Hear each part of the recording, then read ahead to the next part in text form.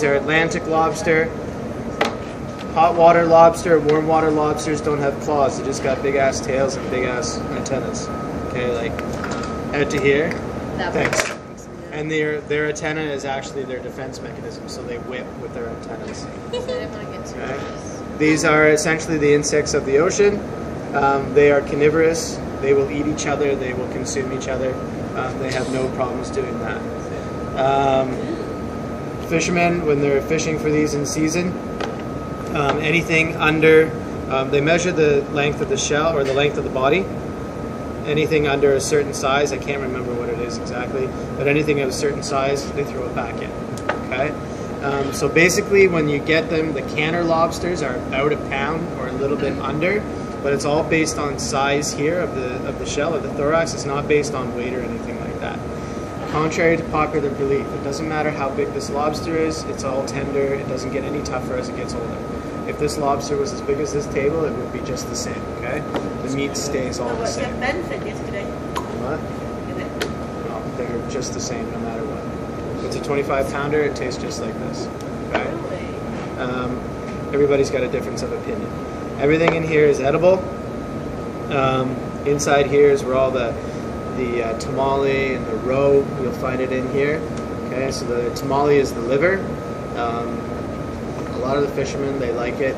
They'll spread it on their toast in the morning, but they're crazy fishermen, right? It's an awful color to go on toast. Yeah, it's gray and it can be bitter. The roe is 100% edible. It's really kind of cool. When you take it out, it'll be blue. If you cook it, it turns red. If you dry it, it will turn red and you can turn it into powder. It's really good as a garnish. You can also use it in butter. So if you can make a compound butter out of it, you use equal parts of butter to the roe. Without cooking the roe, put it in a RoboCoupe, then you can put it in wrap it up in parchment paper, and you can finish like a lobster risotto with it, and it will turn bright red as it cooks. So really, when working with lobster, don't throw anything away because you're paying for all of this. Right? When you pay by the pound, you're paying for all of this, and how much of the meat can you actually eat?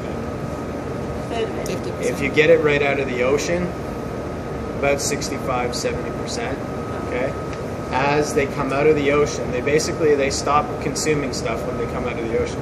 So the day that they take them out of the ocean and they start shipping them off to us, us landers, they're basically dying from the time they come out of the ocean. Okay? So what happens when they stop eating, they'll pick away at each other's antennas if they're in, what's the word I'm looking for? Aquariums in the grocery store. Okay, so you can tell, this guy's been chopped. So if you look at if they have nice long antennas, they probably haven't been around for a while.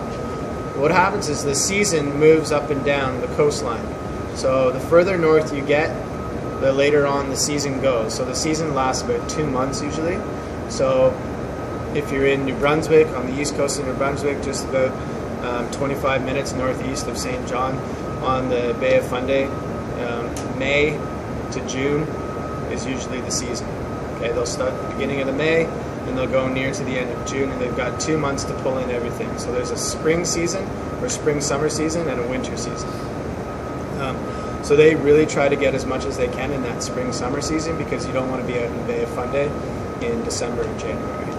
So as the season changes, it moves up the coast. Okay, and it's all following the temperatures of the water. I don't know exactly how they figure out when it is, but that's basically what they do.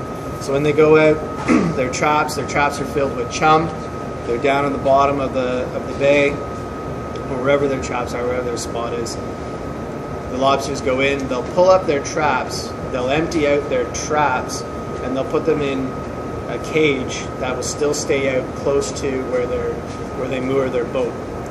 So it'll be close to where their home wharf is, so that they can just nip in and out to pick up lobster. Once those cages are filled, they'll haul them in, get the wholesalers to come up and empty out those cages, then go back out, empty their traps, fill up their cages, and so on and so forth. They have 48 hours or 72 hours after the end of the season. So if the season ends on June 12th, they have 72 hours to get all of their lobsters out of the water. And what happens is they usually take them to what's called a pound, and they'll take those cages to to the pound, which is basically a warehouse that'll be close in a wharf. It'll be close to the water, and they pump seawater in and out. So it's continuously pumping seawater right from the bay in and through, and it's like a huge aquarium that's built under the ground. So you don't even see anything. They can pull them out because all the different fishermen's traps are marked specifically for them. They'll use a certain color rope, and they'll know. Like my wife's uncle, he can look in through his binoculars and go, yeah, that's Jimmy Bob's traps over there. So they all know, and it's quite. Some of them are secretive about it. It's interesting. It's quite a thing. So that's basically, it moves up and down the coast. All right. So that's why we can have, basically by the time it gets to the north, it starts shuffling back down. All right. Usually what happens, we'll see what these guys look after we cook them and we open them up. But usually what happens is when they start coming out of the water, they start feeding on their own body.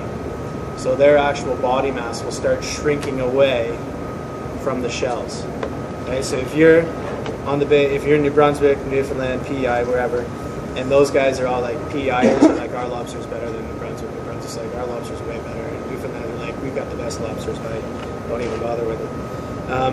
What you'll see is if you get it fresh off the boat, that meat will be tight up against the shell. It'll be like right tight.